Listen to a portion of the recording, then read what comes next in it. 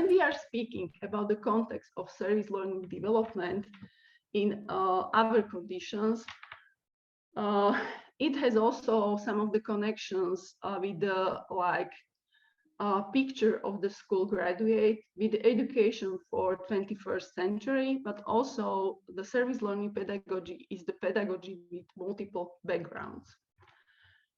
Always when I have the presentation, for example, for the management of the institutions or management of the university, and they are asking like me why we should develop the service learning in our school or in our university, I'm always taking this picture of the who do you want to be or who do you want to educate as a school graduate, as a university graduate.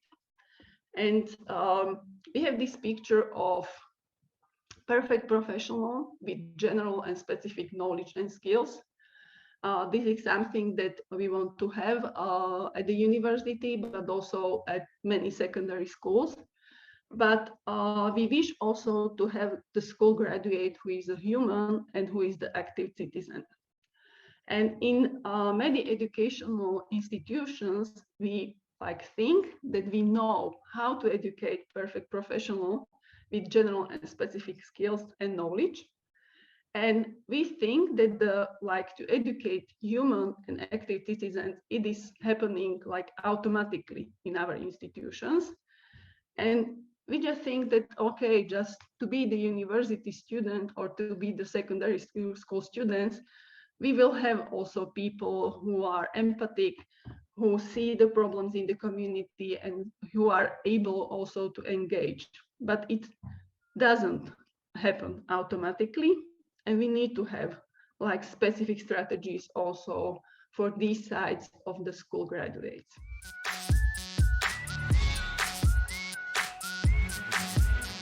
So there are two big trends, large trends in volunteering that are hindering the laws or are blocked by laws. The first trend is what we call the third-party involvement. So the service learning is a beautiful example of a third-party involvement. Traditionally, you have two parties, the volunteer and the volunteer involving organization. But in the new trend is that there is a third party in between. Might be the company in corporate volunteering, might be the school in service learning, might be national days of service, might be family volunteering or single volunteering or green room gymnastics. So there is a kind of theme or organization in between. And that's a complicated question for legal perspective. Do we still call it volunteering if the company is involved? What does it mean for your legal status? If you are protected, for example, in the US, if you give a counseling advice as a volunteer, in many cases you're legally protected because you are a volunteer.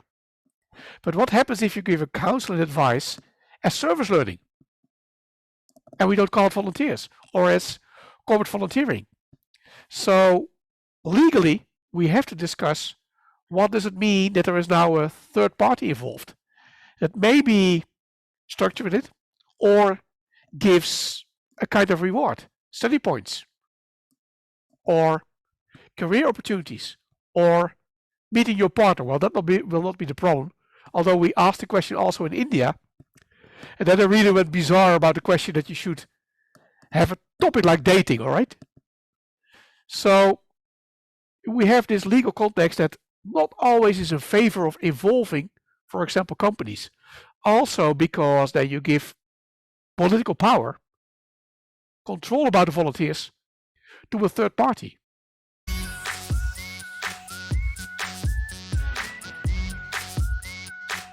So I'll start with the process of getting a strategy.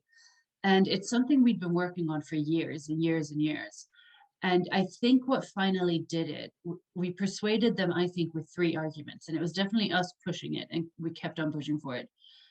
And the 3 arguments we made were, the first one was Volunteer Ireland and the volunteer centres, we do lots of good things, and we're quite good at reporting on impact, and we're quite good at telling the world about what we do.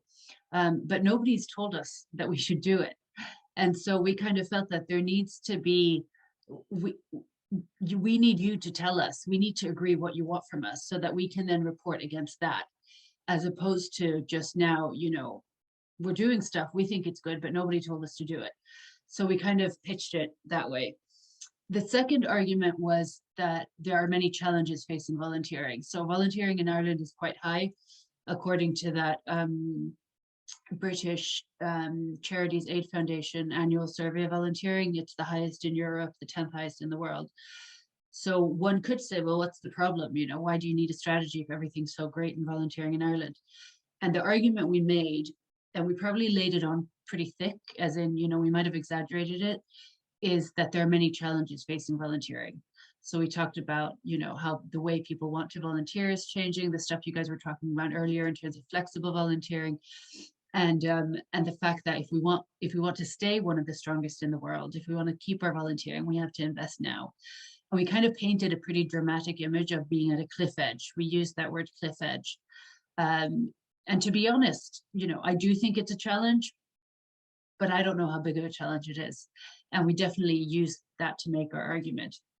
And in Ireland, I know it's different in different European countries, but in Ireland, a huge amount of public services are reliant on volunteers, and volunteering, like it or not, saves the government an enormous amount of money. So we also made the argument that in 10 or 20 years or 15 years or whatever it is, or 50 years, when there aren't as many volunteers, that's going to leave the government with a huge problem, financial problem.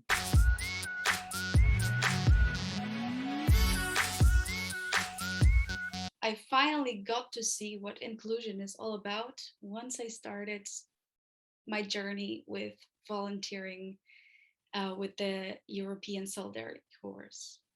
It was a life-changing experience for me.